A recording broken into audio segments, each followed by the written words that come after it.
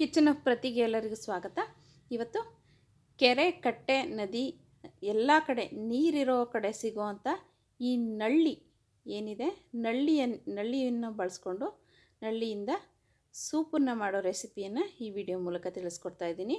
ಅದಕ್ಕೆ ನಾನು ಶುಂಠಿ 1 ಇಂಚಿನಷ್ಟು, 2 ಗಡ್ಡೆ ಬೆಳ್ಳುಳ್ಳಿ, 2 ಮೀಡಿಯಮ್ ಗಾತ್ರದ ಬೆಳ್ಳುಳ್ಳಿಯನ್ನು ತೆಗೆದುಕೊಂಡಿದ್ದೀನಿ, 1 ಇಂಚು ಚಕ್ಕೆ, ಒಂದು 5 ರಿಂದ 6 ಲವಂಗ, ಅರ್ಧ ಟೇಬಲ್ ಸ್ಪೂನ್ನಷ್ಟು ಕಾಳು ಮೆಣಸು, 1 ದೊಡ್ಡ ಗಾತ್ರದ ಈರುಳ್ಳಿಯನ್ನು ಇಲ್ಲಿ ಹೆಚ್ಚಿ ಹಾಕ್ಕೊಂಡಿದ್ದೀನಿ. ಅದಕ್ಕೆ ಸ್ವಲ್ಪ ನೀರನ್ನು ಸೇರಿಸಿ ಹಸಿಮೆಣಸಿನಕಾಯಿ 3 ಹಾಕ್ಕೊಂಡಿದ್ದೀನಿ. 1 ಕಟ್ನಷ್ಟು ಕೊತ್ತಂಬರಿ ಸೊಪ್ಪನ್ನು ಬಿಡಿಸಿ ನಾನು ಇಲ್ಲಿ ಹಾಕ್ಕೊಂಡಿದ್ದೀನಿ. ಅಂದರೆ ಕೊತ್ತಂಬರಿ ಸೊಪ್ಪು ಫ್ಲೇವರ್ ಚೆನ್ನಾಗಿ ಕೊಡುತ್ತೆ ಅನ್ನೋದಕ್ಕೋಸ್ಕರ ಅದನ್ನು ಫೈನ್ ಪೇಸ್ಟ್ ಮಾಡಿ ರುಬ್ಬಿ ಚೆನ್ನಾಗಿ ಇಟ್ಕೊಂಡಿದ್ದೀನಿ.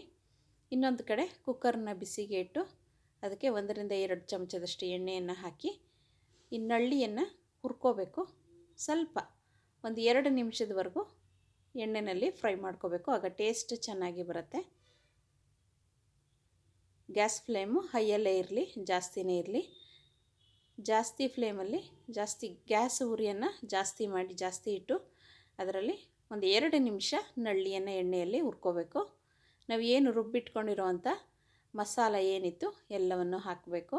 ನೀರನ್ನು ಸ್ವಲ್ಪ ಹೆಚ್ಚಾಗೇ ಹಾಕಬೇಕು. ಏನು ನಾವು ನಳ್ಳಿ ಇರುತ್ತೆ ಅದು ಸಂಪೂರ್ಣವಾಗಿ ಮುಳುಗಬೇಕು. ಎಷ್ಟು ನಾವು ನಾನಿಲ್ಲಿ ಅರ್ಧ ಕೆಜಿಯಷ್ಟು ನಳ್ಳಿಯನ್ನು ಬಳಸಿ ಮಾಡ್ತಾ ಇರೋದ್ರಿಂದ ನಾನಿಲ್ಲಿ 1 ಲೀಟರ್ ನೀರನ್ನು ಬಳಸ್ಕೊಂಡಿದ್ದೀನಿ.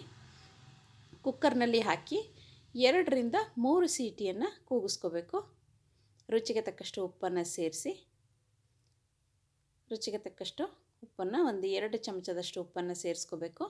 ನಾನಿಲ್ಲಿ 1 ಲೀಟರ್ ನೀರನ್ನು ಹಾಕ್ಕೊಂಡು ನಳ್ಳಿ ಸೂಪನ್ನು ಮಾಡ್ತಾಯಿದ್ದೀನಿ. ನೋಡಿದ್ರಲ್ಲ ಎಷ್ಟು ಈಸಿಯಾಗಿ ಆರೋಗ್ಯಕ್ಕೆ ಹಿತಕರವಾಗಿರುವಂಥ ನಳ್ಳಿ ಸೂಪನ್ನು ಮಾಡಿದೆ ಅಂತ.